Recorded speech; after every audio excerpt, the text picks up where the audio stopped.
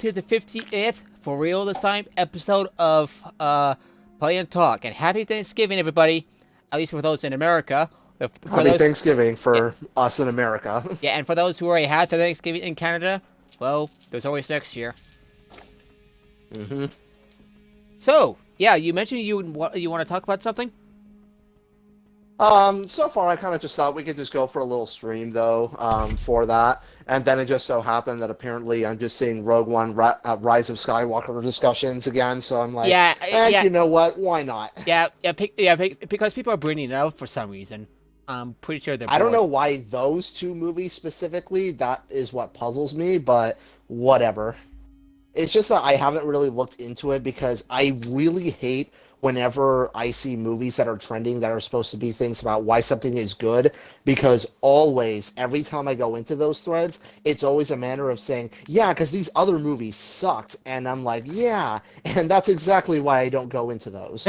Yeah, you just like run around with it without thinking. It's like, okay, I don't know why this is people brought it up. Like, God forbid we ever just appreciate a movie just on its own and just say why it's good just solely on that. No. We also have to always make sure that we say why another movie sucks because of it. Yeah, that's just it's so dumb. really fucking tiring. Like, I see it all the time. It's very fucking old. Like, Elsa, it's been years. Let it go. Win and win again. Yeah, okay, I'm gonna be playing as Hoodie, Follow me if you want to win. Revenant, because he's wearing a hood. Why not? Yeah.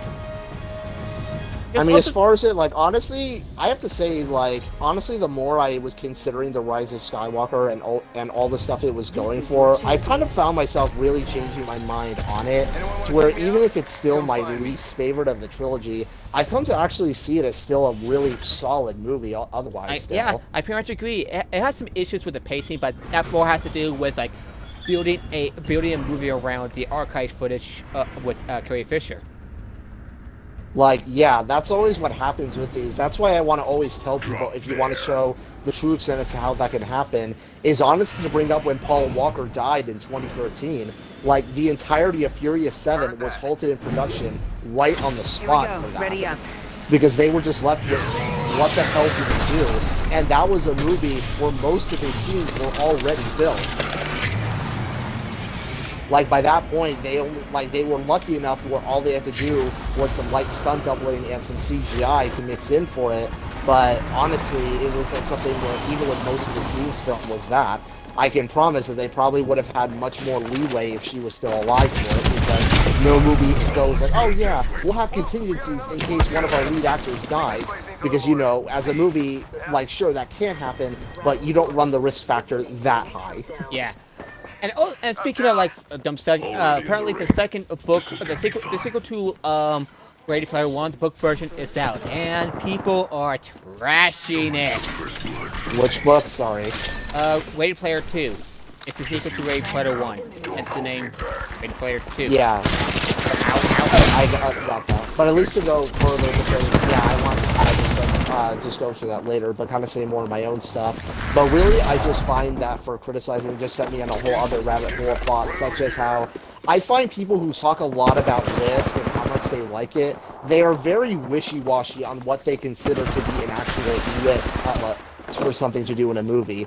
Bringing Palpatine back was definitely something that was a very risky thing to do, since it was not something anyone was really expecting to, and it's something that honestly could have gone either way. I mean, heck, even in 2019, we already saw something very similar to that in Gears 5, and it honestly, and ironically, it also dealt with the same manner of our main character also being someone who was the granddaughter of the previous trilogy's main antagonist, basically.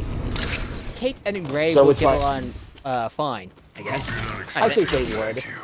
But honestly, I think with things like that, and when specifically saying like how, I mean, because honestly, because of that ended up rewatching the Oxhorn retcons video, and it seems people always seem to confuse a retcon with contradiction, when usually it ends up not being the case. Yeah, the two can be, but are not under the impression that inherently like that. this is as far as Kylo Ren knows at the time. I kind of could think of this more of like how he described in this example of if a blind man asks two people to describe a zebra, one says that the zebra is black and the other one says it's white. At first, it appears to be a contradiction, but no, he just received two separate but true answers. I mean, it is true Rey's parents were nobodies. No, just because they were related to Palpatine doesn't mean they become somebodies over that. I say if you want an example of this, if I showed you a picture of any given actor who you're aware of, like, say, their parents, would you know who they are? Like, if you showed me a picture of Adam Driver's dad with no context, I wouldn't know what he looks like. Yeah. It's like, that movie lives in some... I poke fun someone for having that movie live in someone's kind of head. going in and out. Yeah. I kind of like poke fun at someone online on Twitter for saying that that movie lives in their head rent-free. Mine's rent-free? Yeah. Like, it's just not because for me, I don't dwell on movies for that, but honestly, I find, again, a lot of the criticisms, just like how I find a lot of criticisms in most big movies, to always be very dumb ones, because it's funny hearing from the pro-TLJ crowd about how you should always be willing to drop your expectations for new stuff, and because The Rise of Skywalker didn't turn out the way they wanted it to, they're throwing hissy fits over it, which was something that ultimately made me disillusioned with that side of people, and it's why I've unfollowed basically most everyone who was on there. Honestly, the only reason I still follow Hello Greedo is at least he's not constantly dwelling on the fucking thing, which at least makes me appreciate that. Yeah. I was like, yeah, he was like, yeah, it was okay then. I think he moved on. Is that right? Yeah, that's all he did. He made, like, in total, like, only 2 videos that were related to it, and he just went on with it. It was the same thing he did with Rogue One, which I appreciate with that. If there's a movie he really loves, he makes lots of videos on it. I just have to wonder why these 2 movies specifically. Did someone got... I keep on asking, like, did someone got bored because, you know, I just think pandemic? At the end of the day, they were just always hypocrites on it. They're sort of like what people do in politics, which is always trying to grandstand and always seem to have the moral high ground. But then you just got to put them in the situation where their morals are put to the test, and they show that they themselves don't really believe it either. Yeah. Anyway, like, I think it's the same way for that. Like, I think with this, though, like, honestly, it's kind of funny, because there's nothing you could really criticize The Rise of Skywalker of doing and not doing other stuff. Like, for instance, how they seem to be totally fine Stephen with Wolf's new look in Zack Snyder's version of Justice League. That looks like it's just about over-designed or not more than your typical JRPG protagonist. Like, yeah, I mean, as far as it, like, I kind of think surprisingly the older look was better. Is very spiky. Yeah. It's very, very spiky. It is. But to the point I was making with that, like, for instance, how these people, it's, as I always say when it comes to retcons, I'm always reminded that a person's ability to accept a retcon is basically entirely based on when they got into it and also the age they were in. For instance, like, when you look up older, like, reviews of Return of the Jedi and the reveal of Leia Skywalker, that was something a lot of people did not like. They hated that. And it was something even Carrie Fisher wasn't too crazy and on it. Leia kiss each other once or twice. I can understand why. Well, twice, I guess. Twice. One in New Hope, the other time in The Empire Strikes Back. And yeah. So that's what I mean with it, and a lot of people didn't like that. Or even in Episode 2, when it was revealed that Boba Fett was related to the clone army that was referenced in Episode 4, and we saw in the prequels, and a lot of people thought that was also super dumb, too.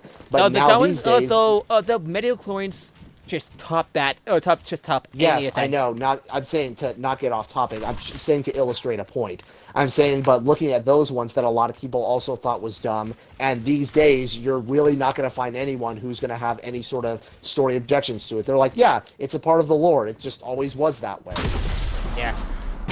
I'm shot first, no matter what anyone else says. It's just one of the... I always keep that in mind, and I think with The Rise of Skywalker, it's going to come in the same way. Give it 10 years, people will just go, yeah, Rey was just a Palpatine this whole time, even though she was and still, I mean, honestly, still was a nobody, but nevertheless still kept on with that. Because people have to understand that when it comes to nobodies, I get what they mean when they say nobody, as in not related to someone, but honestly, I think that's also nobody, missing as a in, like, point nobody with it, important.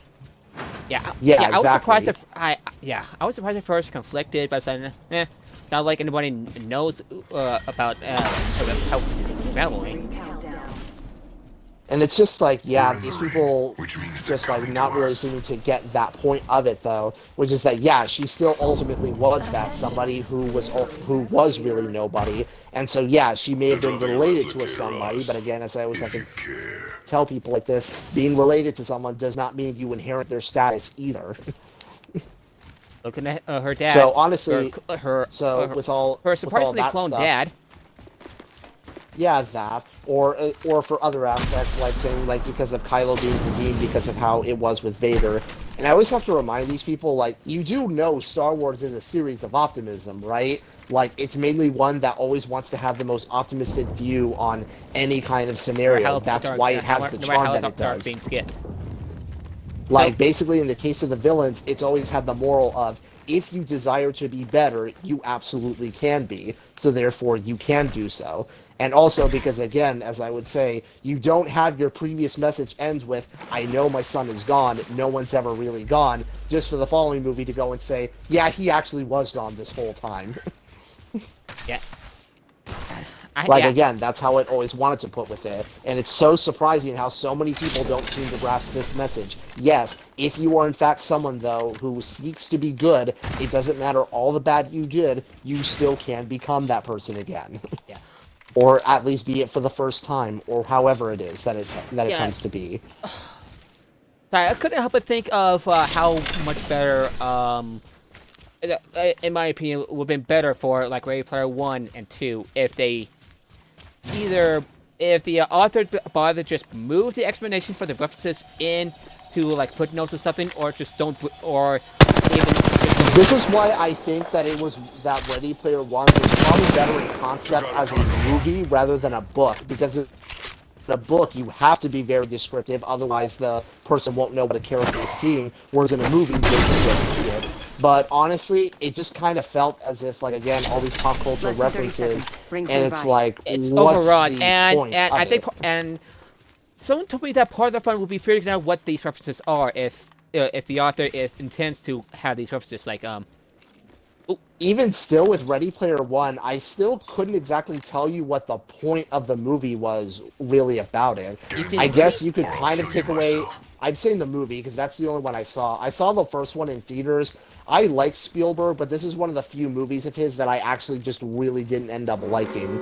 Honestly, the main gripe I had with it was mainly the reveal of the girl that he was talking to, where she was constantly trying to put this, "Oh, I'm ugly" thing, like Oh you yeah, wouldn't, like you when only in the like me movie because of my she's not. avatar, and then you just see her and it's like, no, she's just another conventionally attractive girl. I mean, yes, a lot of girls have a lot of self-hatred with their own image. I mean, I would know. Like, I've seen plenty of women who have that.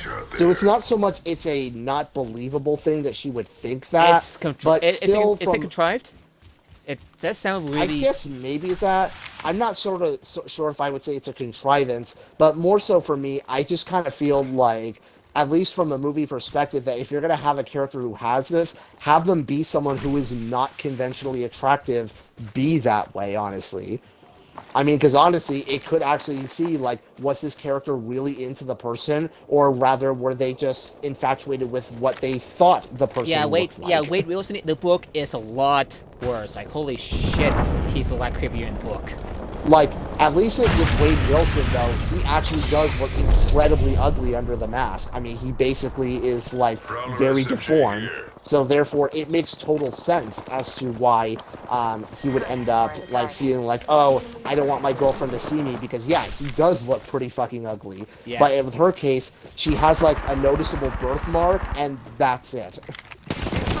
And it's not even an egregious birthmark, it's just a birthmark. It's yeah. I just find that movie. I like the deep. Just It's like just that rather, I just find that it's just things that I think a movie that deals with a lot of pop culture stuff could actually have something to say though. Mainly for me, I just think those sort of stories, the best thing to have with it is don't have your entire life dominated by all these stories that you read, whatever. Like, actually make sure that your life has more meaning to it beyond those yep. things. But Yeah, a lot of ultimately, I people, just feel the movie. a lot of people like there's further backlash against Ready Player One in light of Gamergate. I'm not aware of its connection. Explain. How steep it is with the gatekeeping stuff. I don't know. We much talking the book or the movie? the book. Oh, okay. Yeah, there's some really skeevy stuff in that book, and it's a sequel. Wait, I think its creator actually was a Gamergate supporter, if memory serves me correctly. Oh shit! Really? If memory serves right, I think he did actually vocalize support of it. I'm looking up right now, and apparently there's a.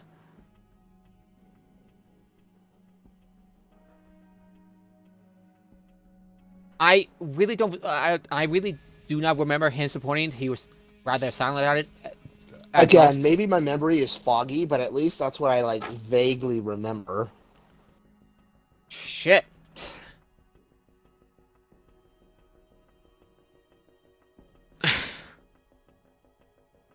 Yeah, it's just that a lot of the stuff in the book and probably the movie, just it comes to us that's really, toxic. According like, especially when when it comes to like stuff like from Vox, it's. But regardless, I just think in general, that for that specific movie, I just honestly just felt as if like it was just one that is one where it really just seemed like a thing that just mainly existed for a lot of just let's pack as much pop culture references as we can, and I just felt it didn't bring anything to it. If you're someone who likes the movie, I'm not going to judge you for it. I'm sure if I looked hard enough that I could be able to find reasons why people liked it. But as far as it just wasn't a movie that I liked. Yeah, it's just like not feeling it. If you want to, yeah, it does the pop culture references much better in the movie version. In the books. Because again, I think the movies could do that better because it's just like, hey, there's all these characters, and you can just see Wade them Wilson there. just acts like this, this Our path is made today. dweeb, who likes to show off. And we have a job And to do. I gotta admit, he reminds me a lot of my old friend's self-insert Nothing like cold Mass steel Effect on a hot fan day. base. I mean, I'm only talking about Ready Player One only because its sequel is in the works, and I believe the film It's not just in is the works. already in It production. just came out. Oh, came out. Oh, okay. Yeah. Introducing And I'm pretty sure the movie is already in production, if at least I remember, because I know the first one was, at least to my knowledge, pretty successful. Yeah. But that's the only reason I'm talking about it, really, for this, because otherwise I was just more than happy to just not talk about it. It's just that Ready Player 2, at least, though, from the opening things, yeah, it probably just looks like more of the same. Yeah, more so the same, if you, but creepier. solid copy. Like, So it it's just like, happened if to you think. liked... So it's like, if you liked Ready Player 1, you'll probably like Ready Player 2. But it's just, in general, I tried reading. just don't I for tried it. reading the first few pages of it, and just like with Twilight one time, I could not get into the writing. I just find the writing just We're dropping hot. it goes on and on and on and on and on. Like my former friends, like Airwolfsticks. His fucking chapters go on for 10,000 words. No, I did not start 10,000 words on like most of it is, I don't know how big that is relative to a book. Yeah, most chapters are about a fourth, maybe a half of that at most. Like So like about 5,000 words at the most. Yeah. On average. yeah, that's what my yeah. I tend to teeter on like about 7,000 or 8,000 words at most, but I rarely go to that length. So books also kind of have limits as for how long you should reasonably go on for. Yeah. Plus, also, his self-insert is a prick. I'm gonna tell you. And I get the feeling he doesn't really feel aware that his character is a prick. He gets called out on it, but only by Tally. This is only as far as like in the second one after what happened on Horizon between Caden and Shepard. In this case, he encouraged Shepard to like fall in, to hook up with Caden despite knowing what would happen. No, I'm not making it up. Wait, I'm sorry. These names, are they who I'm thinking they are?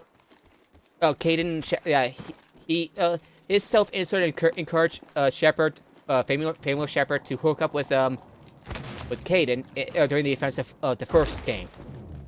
Yeah, I know. Well, that's certainly interesting. Well, that's always what I do, because as far as I'm concerned, I think they're the best couple.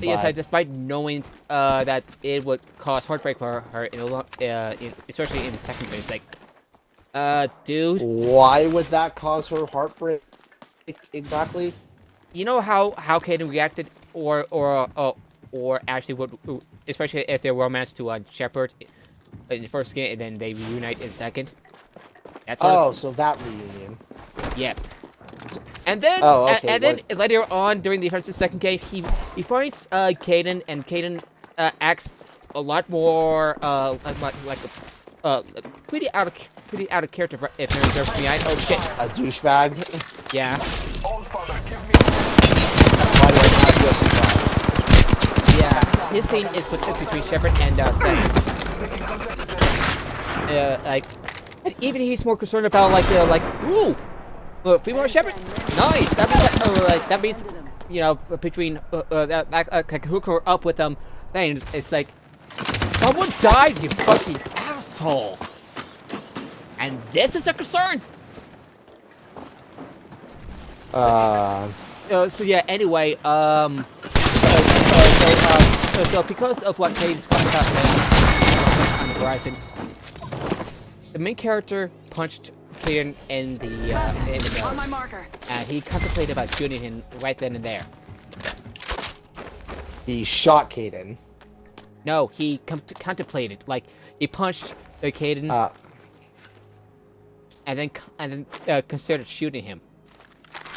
And why exactly is any of this important? And I'm just trying to compare the douchebaggery of that character to Wade Wilson in the book, because Wade Wilson's if I remember right, if I understand right, is a creep because he spied on like a few female characters in the second book. Repositioning here. So you see where I'm going with this. Kind of, yeah. So I'm not. Yeah. To the best of my memory, I am not making this up.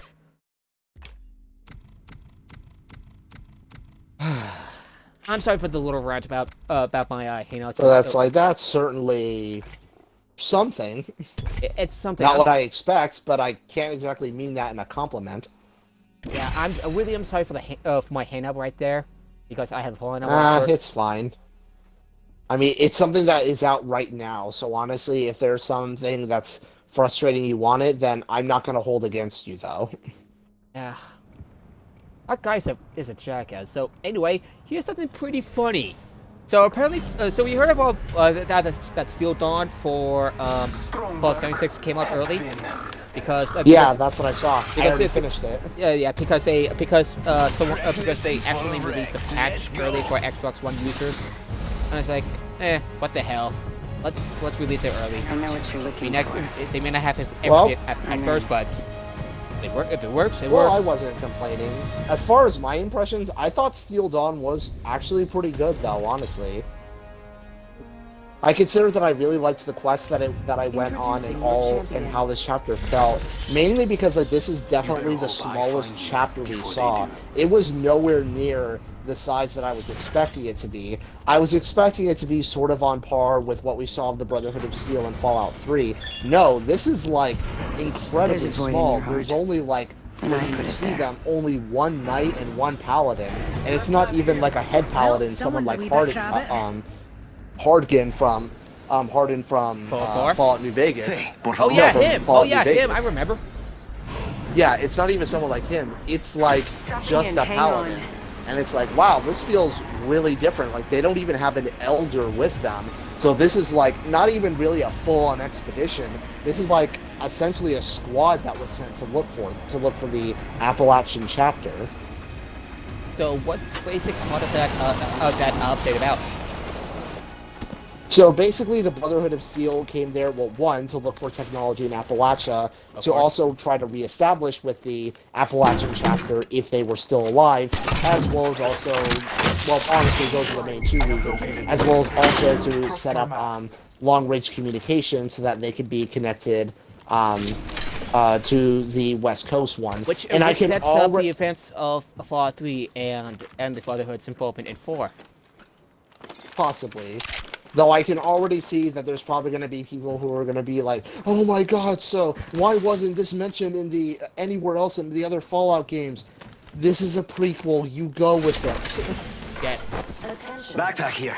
Like, what do you Don't worry, like? it won't slow you Also, down. considering that this wasn't even a major expedition that was sent out, this was basically, even when you read the logs, there were only like one. There was only one paladin, 2 knights, and a few other scribes. This wasn't like a full-blown chapter expense like the it's East an Coast improv. Brotherhood in Fallout 3. It's an improv, not exactly more established unit.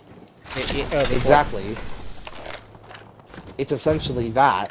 So it's like, I can already see, because of course though, like, just like with a lot of fan bases who are really hyped up about, who are very overthinking on lore, there's going to be the whole, oh my God, like, why is it we don't see any references to it? Dude, it's a prequel. You can't exactly account for everything. And also, it's not like this is something happens that someone's going to reference every aspect of it. It's like the same shit where it's like, oh yeah, so why doesn't Anakin ever reference Ahsoka in Episode 3? Why would he? Because they didn't because they didn't think of it at that time. Because she, well, one, she didn't exist yet, but even from a narrative perspective, why would he reference her? It is your honor to face me. Like, in the scenes that we see of him, why would he just be, like, talking to Ahsoka, like, Padme or Obi-Wan, and then just be like, oh yeah, I hope Ahsoka's okay, like, he trusts her Yeah, enough because to make they didn't think of her at the time when Force Lucas was making. It's just that kind of thing, for it, where I'm just like, yeah, just go make up reasons, though, if you can't think of one to use. Knockdown shield here. Thank you. Level 4. Thank you. 45 seconds. Rings No close. problems. Yeah, killed 2 players. That's actually pretty nice. That's woo. But that's what I mean with that, because honestly, with the Appalachian one, no, it does not contradict any lore that we've seen previously. Honestly, you can be able to go and make up your own stuff with it, though. Like, again, like, why was it not really being reported on? Really, I would say just from the fact of the matter that, I just rolled it. because of that, since one, yeah, it wasn't a full-blown chapter expanse, not like the Mojave Brotherhood or the East Coast Brotherhood. This was basically only like a few scribes, like I think it was like 3 knights, including Shin, who you meet in the game, and 1 paladin. Not exactly a typical expanse that they sent out there. And also another one is that you can also kind of, not going to be spoiling exactly how, but you can actually also technically make this branch go AWOL. So if you do that, you can kind of put that in for your thing too. Yeah, it's.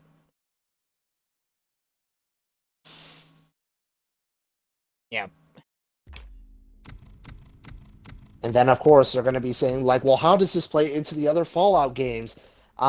It's Appalachia. It's extremely far away from any of the other Fallout locations we've been to. So why would the events there be referenced in a sequel one? Is it to the Capital Wasteland? It's still quite the distance. Yes, it is in West Virginia, but West Virginia is still quite a distance from DC. So honestly, it wouldn't be it would still be far enough to where people in the Capital Wasteland wouldn't know. And keep in mind, people in the Capital Wasteland also aren't really connected to the areas outside of it. So everything outside of that Capital Wasteland map is something that really nobody really knows about.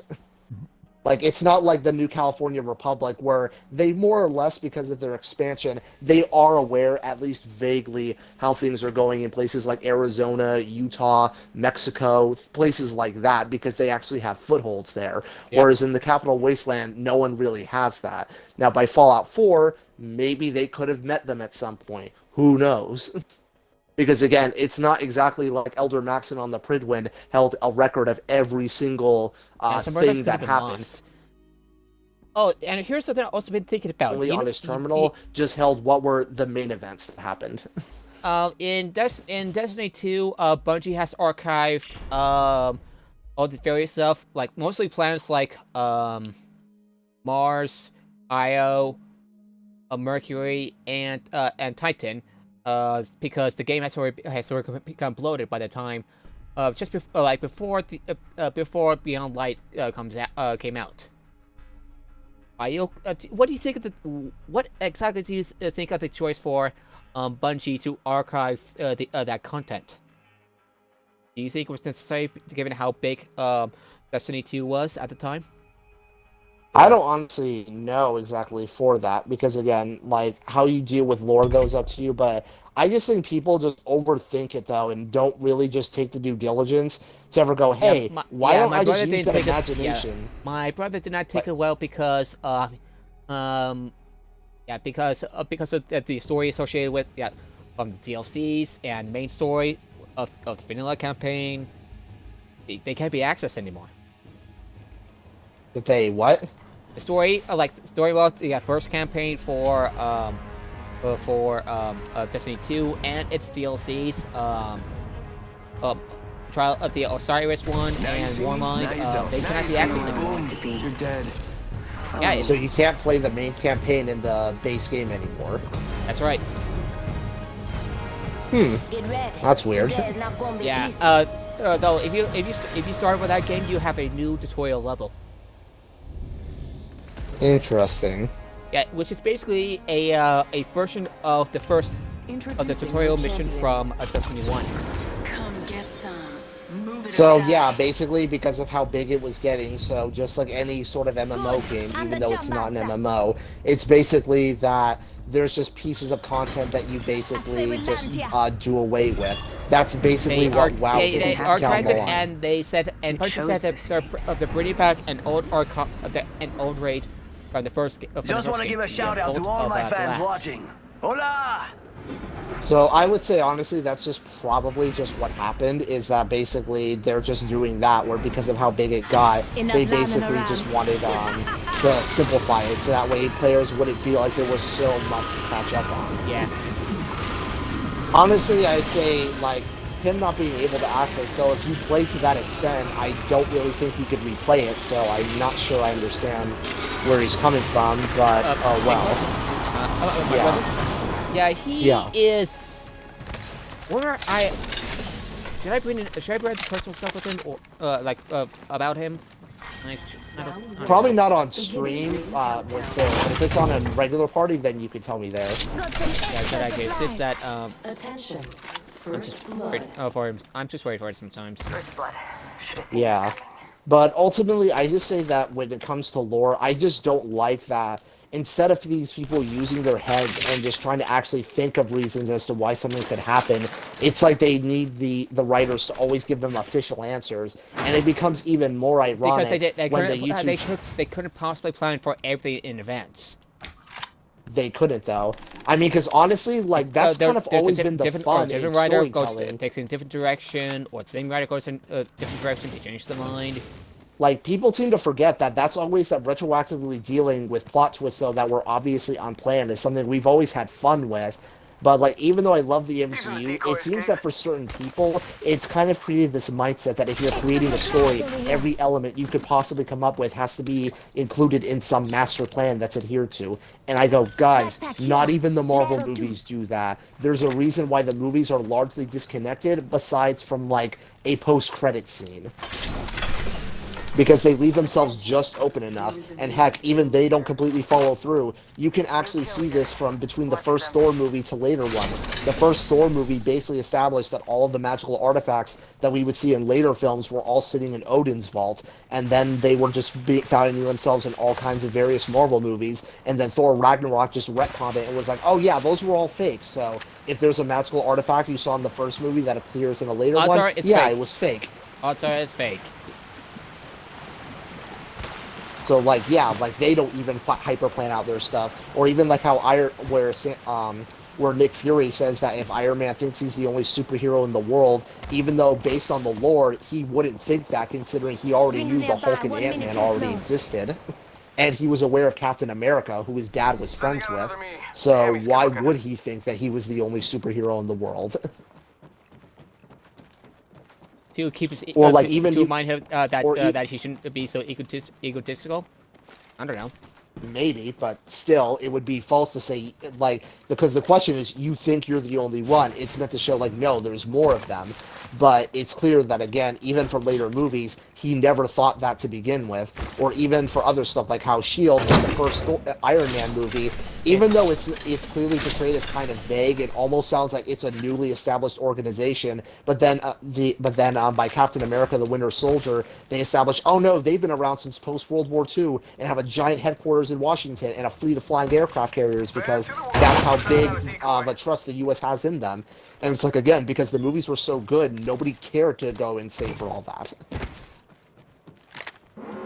Or even like in other stuff that you can also see, Thanos himself, we didn't know any idea of what his plan was he looks until different Infinity in each War. movie until they got his looks down in Infinity War. In Infinity War. Endgame. And also, and for that matter, we didn't even know what his plan for the Infinity Stones was until Infinity War. We only see him in like 3 prior instances to Infinity War. We see him at the end of the first Avengers film, then we see him in Avengers Age of Ultron at the post-credit scene, and then we see him once again in Guardians of the Galaxy. And that's it. And we never know why he's looking for these stones or why he has the gauntlet, because the stones allow you to do pretty much anything. And up to that point, because again, they didn't get that far in planning for it. So when they got to the film, they're like, what is the plan? Here's what that was doing. And I can promise you I do have a plan in mind. Yeah, I'm sorry for putting out my fanfics again. I have a vague idea of where I want to put with my stories, but... Yeah, that's what everyone does in those. They have a vague idea. Maybe a vague idea of what they're going to do, but then when they get to that story, that's when they start hashing out the specifics. And who knows, maybe the idea that you come up with when you finish that story could be very different from what exactly you initially had planned. This is what I mean. I'm like, not even the Marvel movies do that, and they're like, yeah, use them as an example. They don't do that stuff either. And, like, I can promise you that when it came to Endgame, there's a reason why the whole time travel thing was ending up being hidden, because they probably didn't even know time travel was going to be a thing yet. Because that also wasn't established either. Yeah, especially when time travel is portrayed differently in Doctor Strange. Well, you can chalk that up with the power of the Time Stone than anything.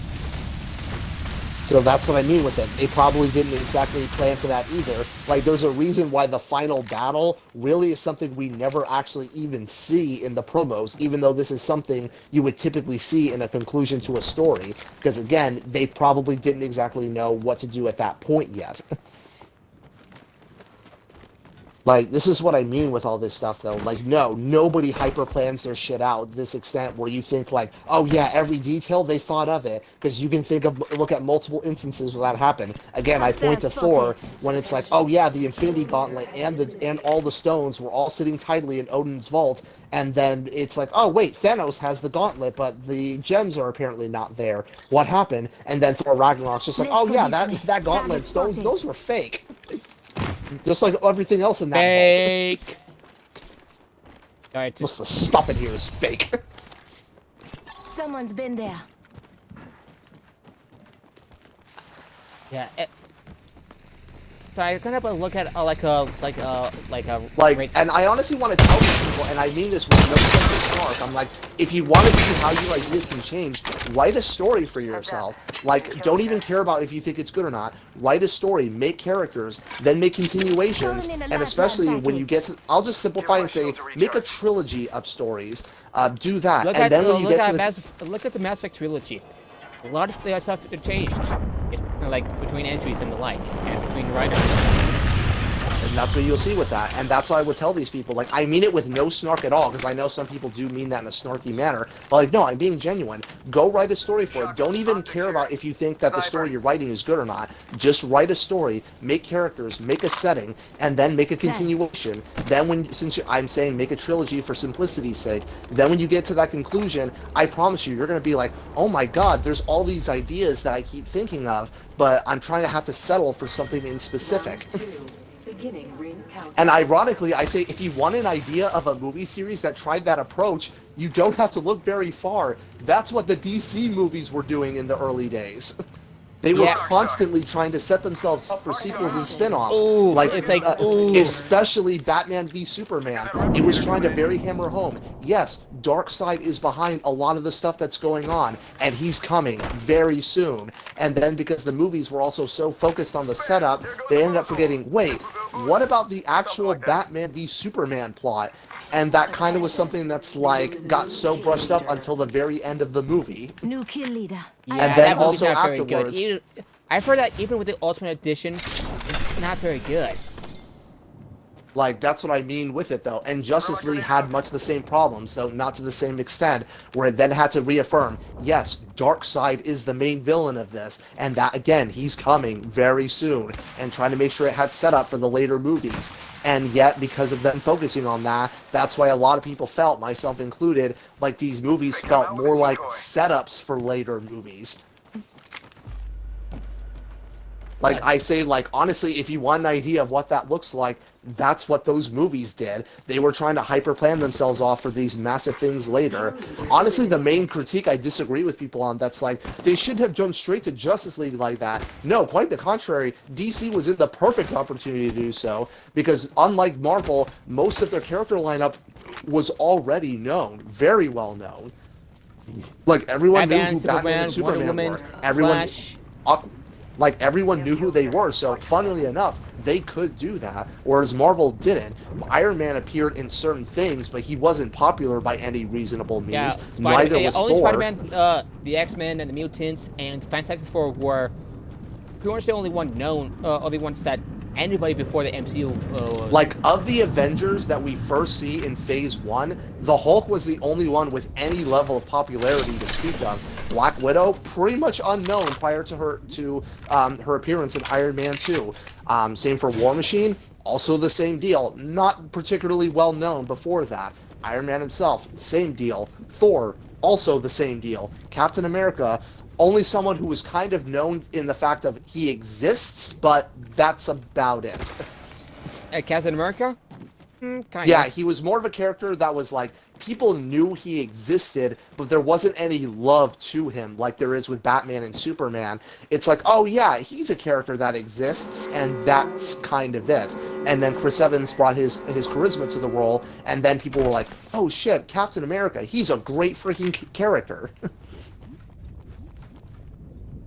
Like, that's what I mean of it. Like, yeah, Marvel had to do that because their character lineup was largely unknown. Really, their only major characters were Spider-Man, the X-Men, and, yeah, as you said, like, arguably the Fantastic Four, but, like, that's about it. Whereas DC, they actually were able to. It's just a matter of the fact that they didn't exactly make... Well, I would say Justice League was more of an okay-ish movie. I would say, if you're interested in it, I would say, sure, give it a watch if you're interested, but I'm not exactly gonna hype you up to go see it Yeah, either. I don't have high hopes for Zack Snyder's version. I honestly don't. I don't either, but again, I'm not Yeah, dwelling on it. Just that's how I don't- and it's all like the and anticipating Stephen Wolf's new look. It's like that. I armor kind of looks- liked that comparison people made. That's kind of like the two appearances. That's like when one person picks the character as player 1 and the other person picks the same character as player 2.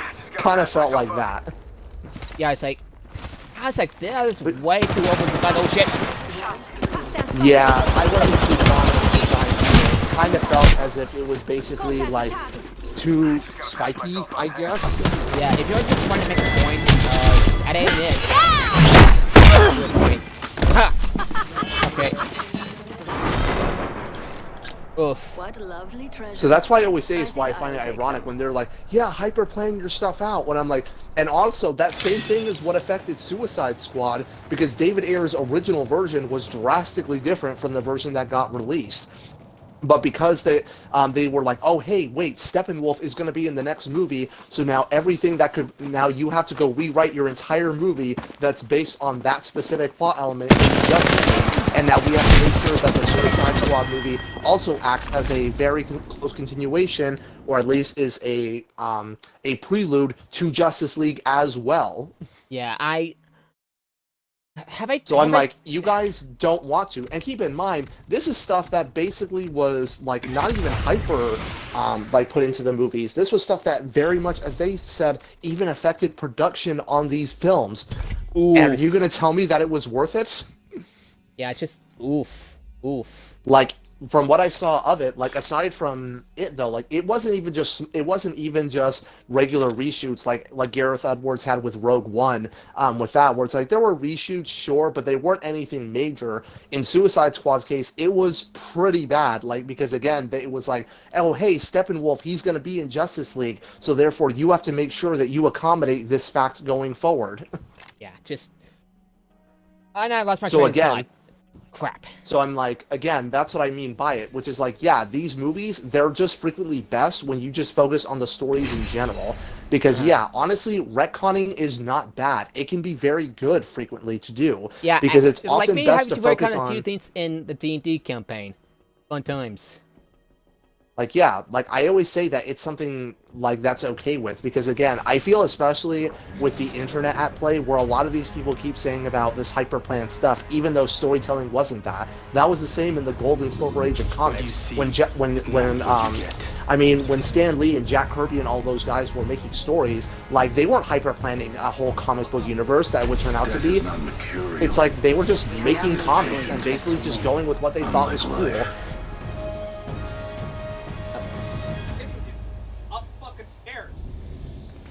Yeah. Oh, you gotta go? This is your champion. Follow my path to win. I'm not running a marathon. My brother's. My dad's just tuning me out. Sorry. Which is, I thought you had Thanksgiving dinner already. Wherever we go, I'm ready. Oh shit, sorry you have to end up leaving then. I'm not gonna leave that soon anyway. I suggest this landing Alright. location. Alright, I mean, that match was two. weird, I don't but know. okay. Just This landing that was unexpected. So anyway, Here we go. Ready up. After this match, I guess? not after this match. Fuck, I lost my train of thought. But regardless, back to what I was saying on my original point, that yeah, like often because it's great if you just focus on telling the story in question that you want to tell, rather than really caring that if this could potentially, because again, what people have to understand about contradictions is that for it to exist, it has to mean there are two truths that cannot exist at the same time. It has to be And exclusive. frequently, it's very rare that you come across a story where there's two elements that absolutely cannot make sense. Very frequently, they can if you do even the slightest bit of thinking. And I Like really David like Cage that a is lot writing. Like, I really dislike this notion that a lot of people have. Can I that's tell like, you something? Can I tell you something? what? I opened the door while I was using my drone, and the door destroyed my drone. Okay. It happened. I just I was But, I just I'm so sure that's just like right here. that's the thing that just happened. I was not expecting it. It's like I might have like closed the door a little too soon. Just Enemy down. oh, look at you, nice one. And you got your ass kicked. Yeah, I saw. I guess Mirage was just hanging around in there and I just couldn't see. I'm But coming. regardless, yeah, it's fine. But anyway, yeah, that's just always something I think with these things. Like, again, and that's why those are moves like Skywalker, where it's like, yeah, because clearly J.J. Abrams, it wasn't a thing where it's because he secretly hated The Last Jedi and wanted to undo it. He wasn't. But because he was like, hey, why don't I do something that even further connect Rey and Kylo Ren? Being that there are these two characters who are related to Darkseid characters, but are ultimately serving different goals, and wanted to continue a story through that. Even if it was going to have to be the surprise that was like, yeah, it turns out the people you were related to were in fact, well, honestly, that still holds true. It's just that only goes back a further generation. Yeah. But again, that's kind of just being nitpicky. And wanted to go with that. No, he was not doing it because he hated The Last Jedi or No, any it's of that that. he's just doing his own thing and want to do his best. and wanted to tell a story from it, and one that I think that even if maybe it could have done with a little bit of better execution, but honestly it still held up well as far as I'm concerned, especially the more I thought of it. I think that that he was definitely someone who made a bold risk, and in my opinion it paid off. Yeah. So anyway, I remember watch people. I think some people hoping that like Ultron, the MCU version of Ultron might appear in WandaVision that's coming out early next year on January. Yeah. Yeah, because in the comics, you know that in the comics, Vision and Wanda were together at least at some point, and Ultron was a thorn at the sides, and because Ultron created Vision, you see where I'm going to this, right? I think I see where you're going with it. Yeah. So The guy looks like Kai Lang from Mass Effect 3 for some reason. what? Crypto? I'm not paranoid. Yeah, Only for some with reason this he for gives my me that kind of friends. vibe. Well, I actually read the Mass Effect books. In the books, Kylo Ren is see German if and all those Chinese, bills while are paid off. Crypto is Korean. Just thought we'll mention that. Interesting. Yeah. Some of the things he says are in Korean. Introducing your champion.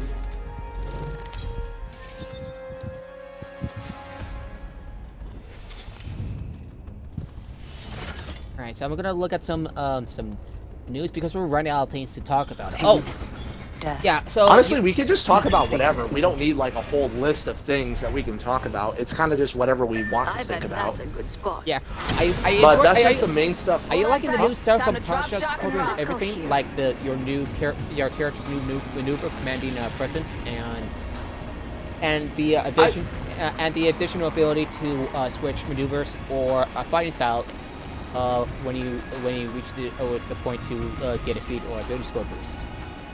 Yeah, I do like it. I think it's definitely really cool. And once I come back from school, I'll definitely be very excited to try them out.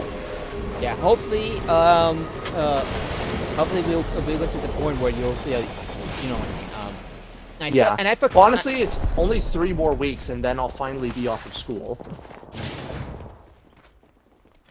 Yeah. Yeah. At least I'm glad we didn't had do, this stream we because didn't. I didn't do D&D today because it's Thanksgiving? Yep, Thanksgiving, and I had a feeling that yeah, one players would not be able to join because Thanksgiving, and I'm pretty sure the other players, well, First blood. the other player who's like Fenfire, just know may also be occupied with Thanksgiving. I'm Okay. so a little lost my thoughts right now, so give me a moment. I'm just gonna Uh-huh. not get my drone wrecked by the door this time. Getting my eyes in the sky. But yeah, Because that's why I that also want shit- to because start that this shit's stream hilarious. because like Yeah, there's just like a lot of storytelling stuff though that I just felt the need to get my mind off, and these streams always allow me to get my chest off of that. Yep. I don't really say it on Twitter because honestly I just don't feel the platform's adequate for enough, and I don't really like doing it on Discord because honestly I'm not exactly putting these up for discussion though, just basically just the Bring your thing I'm friends, saying and this really. and this streams are therapy. I'm joking. Essentially, sort of. But yeah, that's just my things with storytelling because I just get so annoyed in how the internet has affected it, and especially how many critics basically, despite them trying to say about how, oh my god, they think that that you're stupid and you wouldn't catch on, and yet these critics are basically saying, yes, these movies should treat you like idiots. Speaking of like critics, you ever heard of Lily Orchard? I'm pretty sure the name I've heard of before somewhere. Yeah, but she wrote a she wrote like this Twitter thread of like writing tips. I say that charitably because they're nowhere near tips, and they're more like ad hominem attacks and just personal taste. Mm-hmm. A lot of people mock her for it, and And what was this over? writing tips. We've got a minute until the ring closes. And she, But about what were they specifically? Like what were they saying? that they called her out on her behavior, on her attitude, like ad hominem attacks, and like calling out that her personal tastes are not accepted, that sort of thing. She deleted the So thread. she's talking about So she's on this whole like objectively good or bad, good based art. Yes. Well, that already lets me know not to listen to them. We've got 30 At seconds least to when get it comes to somewhere that. else. Yeah, We to don't her. want to get cooked. No, for me, there are already major red flags that when I hear the position, I automatically do not take you seriously unless you show me a big change for it. One, if you talk about objectively good or bad films, things, whatever. No, those do not exist, and I will not hear you try to insist that they do exist. So stop talking about it. That. Second off, if you're also trying to say how there's only one way of telling a story, no, that's also not the case either. And if you say that, you're also a fucking idiot. Yeah, it's just. We're all outside the ring. We'll be safer inside. I mean, again, that's just with these people always trying to do very stupid takes, though. Like, and especially because like Lily Orchard is a woman, correct? Yeah. Jeez. It's just also with Yeah, what? That's correct. So anyway, you were saying? It's just that because like mainly because especially with women though, I hate doing so because I never want to give ammunition to sexist assholes for it. Yeah, it's the same with the Anita Sarkeesian with Anita Sarkeesian Yeah, with I the kind of like her, but Mandalorian. she has made some really weird takes lately. I'm just like, what is up with her? I just think it's just that, like, she says plenty of things that are definitely things I take into account, though, and I'm glad she made. But she also has so many stupid takes as well that are surprisingly themselves actually misogynist, too. Like, again, saying, like, how, oh my god, there's actually noticeable boobs, though, on there. It's not even ones that draw attention. It's like, the boobs are noticeable, when it's like, yeah, there's lots of armor that does that. And I mean, I ceremonial get armor, it. though more so with, if I remember right. Oh yeah, do you know Hilda from Soul Calibur? Of course. Yeah, her armor has it's more like it's down her boobs. I was like, oh, must be ceremonial armor, otherwise. Yeah, though she Like, does if get to it's wear her just Soul straight Calibur for conforming- armor at the end of her story, which is pretty nice. Like, yeah, like, when it comes to conforming, like, yeah, that's also what a lot of body armor is supposed to be, so that way it adds maximum comfort to the user. So, like, yeah, especially if you're a woman with a bigger chest, you need it. Like, you can't just have a flat plate. That's only something you can have if you have only, like, essentially smaller boobs. Like, if you're a woman who is big-chested, which Leah apparently needs to know, yes, big-chested women who are natural do absolutely exist, even if she kind of doesn't want to acknowledge that they exist, but they do. So it's like, yeah, that's the case with it. Because that's what I mean, because, like, she does plenty of really bad takes, but unfortunately, it's like I can't be able to say that because I don't want to give ammunition to those assholes. That's perfectly fair. As a matter of fact, other people who are not like the alt-right or which is pretty redundant, now I think about it, have criticized the take. Oh my leg fell asleep. Because it's like, I do like doing so, but again, there's just always that thing of when it comes to publicly doing it with a person, that's which is... perfectly understandable, and... Yeah, it's like, if it's necessary to do so. Right. Oh because god, it's my like, leg she fell says asleep. plenty My of... leg fell asleep. Just want to let you know my leg fell asleep. I'm sorry to hear. Okay, but, it'll go away. It'll go away. It's just... It's sudden when it's like, when you start moving, it's like, oh, I felt something, and you just want to announce it, even though it's not... Exactly. If I manage to hurt myself, and that should be pretty important, and should probably call out the stream right then and there so I can get to the hospital, but you know what I mean, right? Oh, hello? Are you there? Did the connection... Yeah, I'm still here. Okay.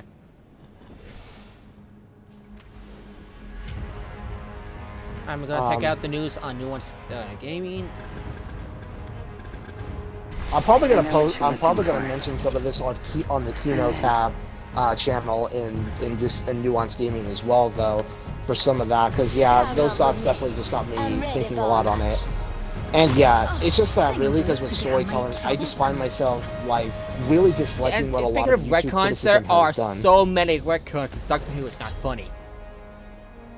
And honestly, I don't even mind them. I can frequently find them fun to actually go and look Like in the Doctor Who movie with the Eighth Doctor, he mentioned that he's half human, but Jumpmaster, as above, so but below. later on, but he's not. And there's a policy, like in-universe policy, that the Doctor lies, that sort of thing. For science. Oh, did not mean to launch early. That's my fault. That's entirely my fault. You ever saw? Oh, yeah. If I remember right, Doctor Who's on HBO Max. So have you ever been able to watch Doctor Who on since you have? I haven't. It's just I've been so busy with a lot of stuff. I just haven't really been watching anything new. I'm hoping to at least alleviate that somewhat when I come back from school and I can just properly relax for them. Yeah, how was school, by the way? If you don't mind me asking. It's really fucking hard because it's online courses and also because you have to jam-pack the learning in it, which I haven't really been able to do, and the assignments. That's why after this year, I'm just going to take a break from school until this corona stuff is under control, so that way I can go to do normal in-person classes, and then that's when I'll do it. I might have to... because this online classes, I thought I could do it, but honestly, I just saw that I really can't. I just have to basically do them in person.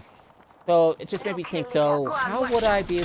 So if the coronavirus passes, it's going to pass, but probably by the end of next year is when it's going to fully pass. Really, like when enough people will be vaccinated to where we at least won't have to worry about it. Yeah. So just got me thinking. So how would we? And when life returns to normal then. So. And we're still playing D&D, which means likely that people will be busy on Thursdays. So it just got me thinking. Might have to move it to like have one group go for one Sunday and have the other group for the other Sunday. That could potentially work. We'll just have to go and see when that actually happens. But it's at least a good idea to keep in mind. Yeah, I had to discuss this with the others and ask about. Yeah, this is why it's good to have having 13 turned back normal. It's just that I'm always worried about making adjustments, and so it's always good to like plan ahead.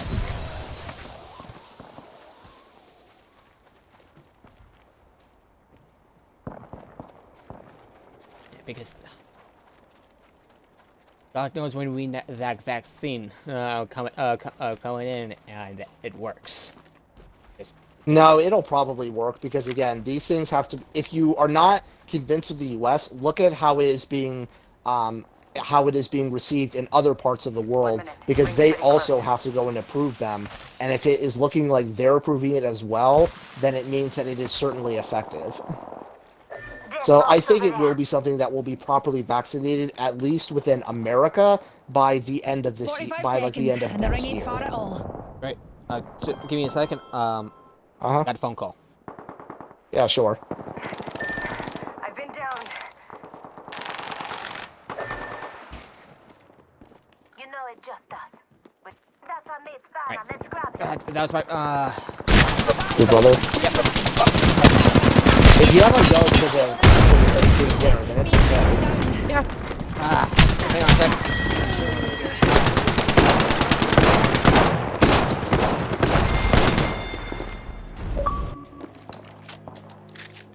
Yeah. I might have to call this off. In about an hour. Yeah, sure, absolutely. No, I'm saying oh, we have an hour left. No, it's like we did about we did about an hour of this. That's actually not bad. Oh, that's good then.